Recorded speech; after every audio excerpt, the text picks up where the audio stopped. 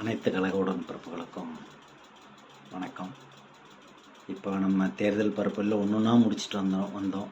தமிழ்நாடு தலைகுனியாது, ஓரணியில் தமிழ்நாடு, வெல்வோம் ஒன்றாக, வெல்லும் தமிழ் பெண்கள், இது மாதிரி ஒவ்வொரு தேர்தல் பரப்புரையாக பண்ணிக்கிட்டே கடந்த 2-3 மாதமாக தொடர்ச்சியாக பண்ணிட்டு வரோம்.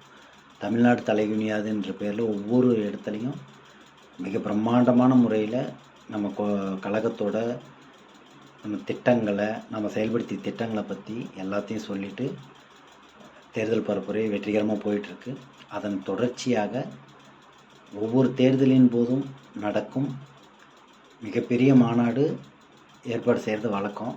அதே மாதிரி 2021 நடைபெற்றது போல் இப்போ 2026 சிறுகனூரில், திருச்சியில் உள்ள சிறுகனூரில் நாளை பிரம்மாண்டமாக மாநாட்டு திடல் ரெடி ஆகிடுச்சு.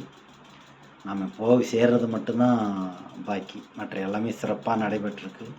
400 ஏக்கர் அளவில் பரப்பளவில் மாநாட்டு திடல், மாநாட்டுக்கான ஏற்பாடு. சுமார் 10 லட்சம் கழக உடன்பிறப்புகள் எந்த ஒரு சிரமமின்றி வந்து போகிறதுக்கான அளவு இடம் ஏற்பாடு பண்ணியிருக்காங்க. 10 லட்சம் பேருக்கும் சிறந்த அசைவ சைவ உணவுகளும் ரெடி ஆகிட்டுருக்கு. இந்த மாநாடு ஒவ்வொரு வருஷம் ஒவ்வொரு தேர்தலை ஒட்டியும் நடைபெறும் போதும் நமது தளபதியோட எழுச்சி உரையோடு முடிகிறது வழக்கம். நாளைக்கு அந்த உரைக்காக தான் எல்லோரும் வெயிட்டிங். செஞ்சிருவோம் அப்படின்னு தளபதி போன இதில் ஒரு செஞ்சுட்டு போனார், அது மிகப்பெரிய வைரல் ஆச்சு. அதே மாதிரி நாளைக்கு தலைவர் என்ன பேச போகிறாருன்னு ஒட்டுமொத்த திராவிட முன்னேற்ற கழக தொண்டர்களும் உடன்பிறப்புகளும் எதிர்பார்க்குறோம். சாமானிய மக்களும் தான். இந்த மாநாடு ரொம்ப ரொம்ப முக்கியம். இந்த மாநாட்டை 2026 சட்டமன்ற தேர்தலுக்காக ஒரு முன்னோட்டமாக எடுத்துக்கொள்ள வேண்டும்.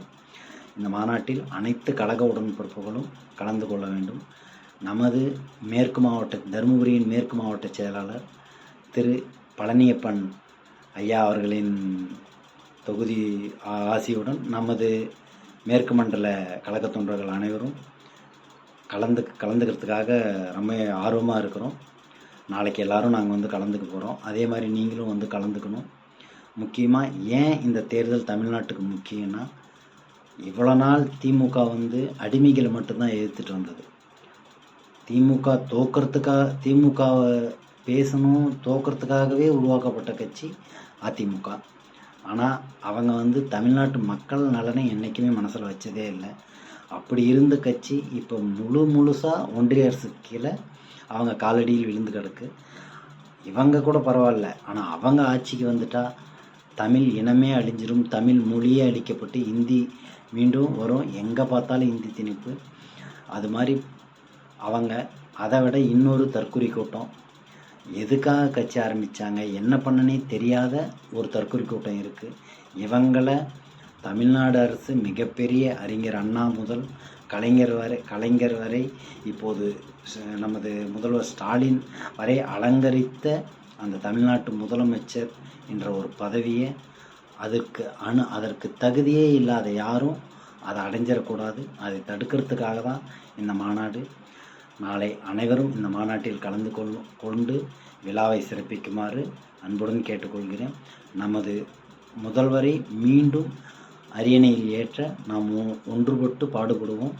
அதற்கான இந்த முன்னோட்டத்திற்கான மாநாட்டில் அனைவரும் பாதுகாப்புடன் போகணும். நமது கழகம் சிறப்பான ஏற்பாடுகளை செய்திருக்கு. இந்த மாநாட்டின் சூளுரை டெல்லியின் காதுகளிலும் அடிமைகளின் காதுகளிலும் சத்தமாக ஒலித்து அவர்களை தேர்தலில் டெபாசிட் கூட வாங்காமல் தலைவர் சொன்னது போல் 200 தொகுதிக்கு மேல் வென்று 200 திமுக பெரும்பான்மையுடன் ஆட்சியை பிடித்து மீண்டும் அரியணை ஏறி இப்போது உள்ள திட்டங்கள், சமூக நலத் திட்டங்கள், சமூக நீதி பயன்கள் அனைத்தும் தொடர நாம் பாடுபடுவோமாக. நாளை சந்திப்போம்.